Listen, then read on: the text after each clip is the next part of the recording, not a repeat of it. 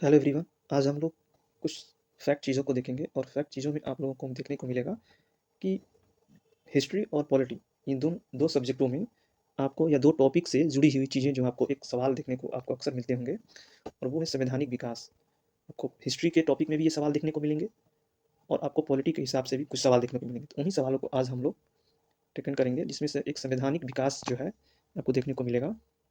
तो आज हम लोग यहीं पर इस चीज़ को समझेंगे और देखेंगे कि क्या क्या फैक्ट हैं जो हमारे एग्जाम के सवालों में देखने को मिलता है।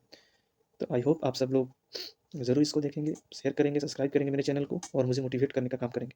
तो शुरू करते हैं। इसमें पूछा गया है पहला, जैसे कि इसमें पूछा है कि भारत के संवैधानिक विकास को दो चरणों में विभाजित कर अध्ययन किया गया है। तो पहला पूछा था कि भारत के संवैधानिक विकास को कितने चरणों में, तो दो चरणों में। वो कौन कौन से चरण है भाई? तो वो आपको जो है कि देखने को मिले ईस्ट इंडिया कंपनी के अंतर्गत अधिनियम 1973 से 1858, ठीक है। और दूसरा तो जो था वो क्राउन के अंतर्गत पारित अधिनियम, जो 1858 से 1947 तक, ये आपको देखने को मिलेगा। फिर इसको आपको देखने को मिलेगा कि एक सवाल पूछा जाता है हर हर एग्जाम में, आपको देखने को मिलेगा कि रेगुलेटिंग एक्ट कब पारित किया गया था। तो रेगुलेटिंग एक्ट जो है 1773 में पारित किया गया था। बंगाल के गवर्नर को बंगाल का गवर्नर जनरल का पद दिया गया था। इसकी पूछेगा कि किस रेगुलेटिंग एक्ट के तहत। तो ये जो है 1773 का रेगुलेटिंग एक्ट जो लाया गया था, उसके तहत जो है बंगाल के गवर्नर को बंगाल का गवर्नर जनरल पद दिया गया था। फिर आप लोगों को पूछा जाता है कि बंगाल के प्रथम गवर्नर जनरल कौन बना था, प्रथम गवर्नर जनरल। ये हर जगह आपको, हर एग्जाम में आपको देखने को ये सवाल मिल जाएगा। तो ये था वारेन हेस्टिंग जो था, ये आपको देखने को मिल जाएगा। फिर कलकत्ता बंगाल का सर्वोच्च न्यायालय की स्थापना कब हुई थी? कलकत्ता जो बंगाल में, उस समय बंगाल जो था वो कलकत्ता के नाम से जाना जाता था। तो मैं उससे पूछ रहा है कि एक सर्वोच्च न्यायालय की स्थापना की गई थी, तो कब और किस एक्ट के तहत? तो 1773 के एक्ट के तहत 1774 में कलकत्ता में एक सर्वोच्च न्यायालय की स्थापना की गई थी, रेगुलेटिंग एक्ट 1773 के तहत। अगला सवाल पूछता है कि कलकत्ता जो सर्वोच्च न्यायालय की स्थापना की गई थी, उसका मुख्य न्यायाधीश, प्रथम मुख्य न्यायाधीश कौन था? तो ये आपको बताना है, सर एलिजाह इम्पे जो थे वो प्रथम जो है मुख्य न्यायाधीश थे। फिर पूछता है सवाल कि बिहार, बंगाल और उड़ीसा के लिए विधि बनाने का प्राधिकार प्रदान किया गया था कब? तो ये 1781 के एक्ट के तहत आपका बिहार, बंगाल और उड़ीसा के लिए विधि बनाने का प्राधिकार दिया गया था। फिर पूछता है कि कंपनी के कर्मचारियों के उपहार लेने पर पूरी तरह से प्रतिबंध कर दिया गया था। ये कब प्रतिबंध कर दिया गया था? तो ये 1784 के पिट एक्ट के तहत बंद कर दिया गया था, ठीक है। तो ये जो चीज़ है हम लोगों को देखने को मिलेगा। फिर उसके बाद अगला है कि कंपनी के द्वारा राजनीतिक मामलों में हेतु बोर्ड ऑफ कंट्रोलर और व्यापारिक कार्यों के लिए बोर्ड ऑफ डायरेक्टर का प्रारंभ कब किया गया था? तो ये किया गया था पिट्स इंडिया एक्ट 1784। देखिए, यहाँ दो चीज़ें, एक है कि बोर्ड ऑफ कंट्रोलर और एक है बोर्ड ऑफ डायरेक्टर। तो इस काम क्या था, दोनों के काम में डिवाइड कर दिया गया था, बांट दिया गया था। जो बोर्ड ऑफ कंट्रोलर था वो सिर्फ राजनीतिक मामलों में ही उसका हस्तक्षेप होता था, उसी पर वो काम करता था। और जो भी व्यापारिक लेन देन का मामला होता था, बोर्ड ऑफ डायरेक्टर करता था। कहने का मतलब कि जब बंगाल के उस समय बंगाल का उस समय जो नवाब थे, वो उनको सिर्फ ना एक राजनीतिक हथियार के तौर पर इस्तेमाल कर किया जाता था। मतलब वो सिर्फ राजनीतिक तरीके से वहाँ पर प्रशासन देख सकते थे। लेकिन व्यापार क्या होगा, कर क्या लगेगा, कहाँ कितना कर लेना है, किसको व्यापार के लिए बुलाना है, देना है, वो सारा चीज़ जो है वो अंग्रेज अपने अधिकार में रखकर कार्य करते थे। तो वही बोर्ड ऑफ डायरेक्टर्स, इन शब्दों से ही समझ आ रहा है कि किसी कॉलेज का कोई एक डायरेक्टर रहता है। तो आप सोचिए डायरेक्टर का काम क्या होता है? डायरेक्टर का मतलब कि पावर, जो उस कॉलेज का पूरा संचालित उसके ही माध्यम से हो रहा है। तो उसको इससे कोरिलेट करिए और समझिए कि बोर्ड ऑफ डायरेक्टर का मतलब क्या है। अगला कि गवर्नर जनरल को प्रधान सेनापति नियुक्त किया गया था। तो गवर्नर जनरल के प्रधान सेनापति नियुक्त किया गया था संशोधन अधिनियम 1786 के तहत। और इसी के तहत जो है कॉर्नवालिस को बनाया गया था 1786 के अधिनियम का। देखिए हुआ क्या था कि कॉर्नवालिस जो था वो चाहता था कि हमको बिना हस्तक्षेप का, बिना किसी रुकावट का मुझे पूरी तरह से अधिकार दिया जाए। तो इसीलिए वह मांग के तहत उसके लिए संशोधित करके किया गया था। तो कंपनी, इसी के लिए कंपनी को अधिकार को 20 वर्ष बढ़ा दिया गया और 1793 के एक्ट के द्वारा इसे संचालित करते रहा गया। फिर बंगाल के गवर्नर जनरल को मुंबई, मद्रास और पर्यवेक्षण का अधिकार दिया गया। ये किस एक्ट के तहत? तो 1793 के चार्टर एक्ट के तहत। पहली बार भारतीयों की शिक्षा पर प्रति वर्ष 1 लाख रुपए खर्च करने का उपबंध किया गया। ये 1813 के चार्टर एक्ट के तहत। मतलब कि भारतीयों को शिक्षा के लिए बढ़ावा देने के लिए, उन लोगों के लिए आगे आगे के लिए वो 1 लाख रुपए प्रति वर्ष के तौर पर उपबंध किया गया था। वो चार्टर एक्ट 1813 के तहत। ईस्ट इंडिया कंपनी को भारत में व्यापारिक अधिकार समाप्त किया गया था। वो 1813 के एक्ट के तहत ईस्ट इंडिया कंपनी का भारत में व्यापारिक अधिकार समाप्त कर दिया गया था। इंग्लिश मिशनरियों को भारत कार्य करने की अनुमति दी गई थी 1813 के एक्ट के तहत। बंगाल के गवर्नर जनरल को संपूर्ण भारत का गवर्नर जनरल बना दिया गया था 1833 एक्ट के तहत। ठीक है, बंगाल के गवर्नर जनरल को अब पूरे भारत का गवर्नर जनरल बना दिया गया था, ये चार्टर एक्ट 1833 के तहत। ठीक है। फिर उसके बाद क्वेश्चन है कि भारत के प्रथम गवर्नर जनरल कौन था? तो लॉर्ड विलियम बेंटिक था। ठीक है। भारत प्रशासन का केंद्रीकरण, गवर्नर जनरल पद पर कानून बनाने का अधिकार दिया गया था 1833 एक्ट के तहत। समझ गए? भारतीय प्रशासन का केंद्रीकरण एवं गवर्नर जनरल के परिषद के कानून बनाने का अधिकार दिया गया था किस एक्ट के तहत? 1833 के एक्ट के तहत। भारत में 1834 में प्रथम विधि आयोग की गठन किया गया था। ये 1833 एक्ट के द्वारा प्रथम विधि आयोग का अध्यक्ष नियुक्त किया गया था लॉर्ड मैकाले को, जो इंग्लैंड का वकील था उस समय। भारत में दास प्रथा को समाप्त किया गया था 1843 में। एलन बरो ने चार्टर एक्ट, उस समय एलन बरो की अध्यक्षता में एक तरफ से आप कह सकते हैं, चार्टर एक्ट 1833 के तहत, ठीक, एलन बरो उस समय गवर्नर था। भारत में पहली बार योग्यता के आधार पर नियुक्ति का प्रावधान किया गया था चार्टर एक्ट 1833 के तहत। तो आई होप आप लोगों को ये समझ में आ रहा होगा, और जहाँ भी कुछ कमी लगे, जो भी लगे, आप लोगों को ज़रूर बताना है कमेंट बॉक्स करके।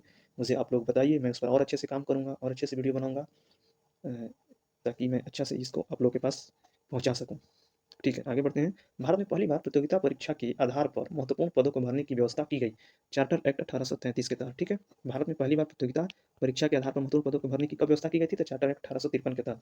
भारत में सिविल सेवाओं की भर्ती और चयन हेतु खुली प्रतियोगिता का शुभारंभ कब किया गया था? चार्टर एक्ट 1853 के तहत। भारत में खुली प्रतियोगिता के शुरू करने का श्रेय दिया जाता है लॉर्ड डलहौजी को। बोर्ड ऑफ डायरेक्टर की संख्या 24 से घटाकर 18 कब की गई थी? 1853 में। भारतीय केंद्रीय विधान परिषद की स्थापना की गई थी 1853 में। भारत में शासन कंपनी से लेकर ब्रिटिश क्राउन के हाथों सौंपा गया, ये कब? भारत शासन अधिनियम 1858 के द्वारा। देखिए, भारत का शासन कंपनी से लेकर ब्रिटिश क्राउन के हाथों में सौंपा गया था। भी हम लोग वहाँ बात कर रहे थे ना, ये वही है कि अब जो कंपनी संचालित कर रही थी 1773 से लेके 1858 तक, अब किसके जिम्मा दे दिया? क्राउन। क्राउन कौन होता था भाई? ब्रिटिश का सरकार एक तरफ से जो क्राउन संचालित करता था उसके हाथों में। गवर्नर जनरल के पदनाम को बदलकर अब क्या कर दिया गया? वायसराय कर दिया गया। ये किस एक्ट के तहत? भारत शासन अधिनियम 1858।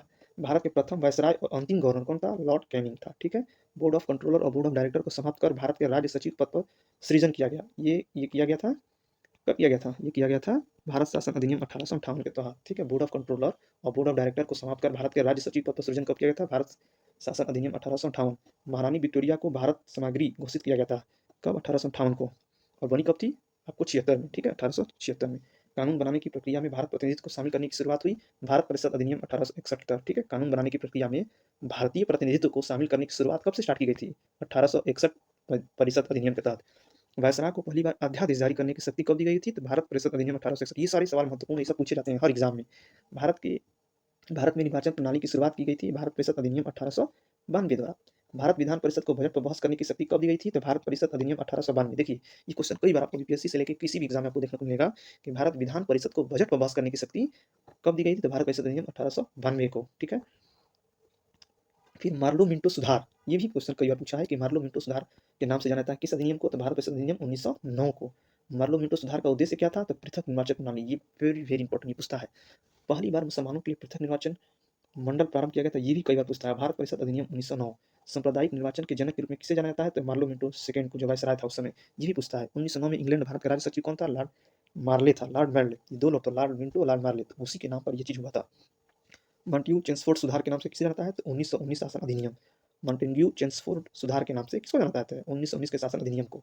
ठीक है, तो ये जो है हम लोगों को यहाँ आपको बहुत अच्छे अच्छे क्वेश्चन देखने को मिला, इसलिए मुझे लगा कि ये चीज़ आप लोगों के बीच में एक बार करा लेना चाहिए, ये रिवीजन के तौर पर देखना चाहिए, और ये आपके लिए बहुत काम करेगा। केंद्र में द्विसदनात्मक विधायिका की स्थापना कब की गई थी? तो 1919 के का भारत शासन अधिनियम मॉन्टेग्यू चेम्सफोर्ड सुधार के तहत इसे नाम से जाना जाता है। प्रांतों में द्वैध शासन की स्थापना कब की गई थी? तो 1919 का भारत शासन अधिनियम के तहत। प्रांतों में द्वैध शासन का जनक किसे माना जाता है? लिनस कार्टियर्स को। ये बहुत इंपॉर्टेंट है, ये कवर पूछा गया है। भारत में एक लोक सेवा आयोग का गठन प्रावधान किया गया था, कब किया गया था? 1919 अधिनियम द्वारा। केंद्रीय लोक सेवा आयोग का गठन कब किया गया था? 1926 में, ली आयोग की सिफारिश पर। ये भी क्वेश्चन पूछता है, ली आयोग के बारे में पूछता है। ली आयोग का गठन कब किया था? 1923 से 24। भारत में पहली बार महिलाओं को वोट देने का अधिकार कब दिया गया था? तो ये मॉन्टेग्यू चेम्सफोर्ड सुधार भारत शासन अधिनियम 1919 के तहत। देखिए, एक चीज़ आप लोग समझना होगा, किसी भी देश की आज़ादी जब भी हुई हो, जैसे अमेरिका हो गया, ब्रिटेन हो गया, फ्रांस हो गया, जर्मनी हो गया, लेकिन उन वहाँ पर महिलाओं को वोट देने का अधिकार स्वतंत्रता के जस्ट बाद कभी नहीं मिली है। लेकिन भारत इकलौता एक देश है जो अपनी आज़ादी के साथ साथ अपनी महिलाओं को भी समान अधिकार देने का काम किया है। तो ये हमारे संविधान की एक अच्छी खूबसूरती है। अखिल भारतीय संघ अर्थात भारत के संघात्मक सरकार संघीय शासन की स्थापना की गई थी, कब? तो भारत शासन अधिनियम 1935 के द्वारा। प्रांतों में द्वैध शासन समाप्त कर केंद्र में द्वैध शासन प्रणाली लागू की गई 1935 के भारत शासन अधिनियम के द्वारा। ठीक है, प्रांतों में द्वैध शासन समाप्त कर केंद्र में द्वैध शासन प्रणाली कब लागू हुई थी? 1935 के तहत। ठीक है, उसके बाद आप लोग के सामने है कि वर्ष 1937 में एक संघीय न्यायालय की स्थापना की गई थी 1935 अधिनियम के द्वारा। देश की मुद्रा और शाखा नियंत्रण के लिए साख नियंत्रण के लिए भारतीय रिजर्व बैंक की स्थापना कब की गई थी? भारत शासन अधिनियम 1935 द्वारा। भारत शासन अधिनियम 1858 द्वारा स्थापित भारतीय परिषद का अंत कब कर दिया गया था? तो 1935 भारत शासन अधिनियम के तहत। वर्मा को ब्रिटिश भारत से अलग कर दो नए प्रांत सिंध उड़ीसा का निर्माण कब किया गया था? तो भारत शासन अधिनियम 1935 के तहत। तो ये भी सवाल पूछता है। वर्मा भारत से अलग कब हुआ था? 1937, ना कि 1936, याद रखिएगा। प्रांतीय स्वायत्तता प्रमुख विशेषता थी। भारत शासन अधिनियम 1935। प्रांतीय स्वायत्तता लागू कब हुआ था? 1 अप्रैल 1937। अविभाजित भारत का विभाजन कर दो स्वतंत्र अधिराज्यों भारत और पाकिस्तान की स्थापना कब की गई थी? भारत शासन अधिनियम 1947 द्वारा। भारतीय स्वतंत्रता अधिनियम पारित किया गया था 18 जुलाई 1947 को। वायसराय का पद समाप्त कर गवर्नर जनरल का सृजन किया गया था। भारतीय स्वतंत्रता अधिनियम 1947। फिर आपका है कि भारत को स्वतंत्रता एवं संप्रभुता राज्य घोषित किया गया था 15 अगस्त 1947 को। भारतीय स्वतंत्रता अधिनियम 1947 द्वारा। भारत को वर्ष 1947 में सत्ता सौंपने का योजना कहलाती है माउंटबेटन योजना। भारत को आज़ादी के समय इंग्लैंड की सरकार किसकी थी? लेबर पार्टी की थी। भारतीय संविधान लागू होने तक स्वतंत्रता के पश्चात शासन चलाया 1935 के भारत शासन अधिनियम द्वारा। तो आई होप आप लोगों को ये ज़रूर पसंद आया होगा। जो भी अगर लगा हुआ दिक्कत आप लोग कमेंट बॉक्स में ज़रूर बताइएगा, मैं उस पर सुधार करूँगा और अच्छा और वीडियो बनाऊँगा, मैं सही से बनाऊँगा। तो ऑल द बेस्ट। आप लोग ऐसे ही मुझे चैनल को भी सब्सक्राइब करें, शेयर करें और ऐसे ही मुझे मोटिवेट करते रहें।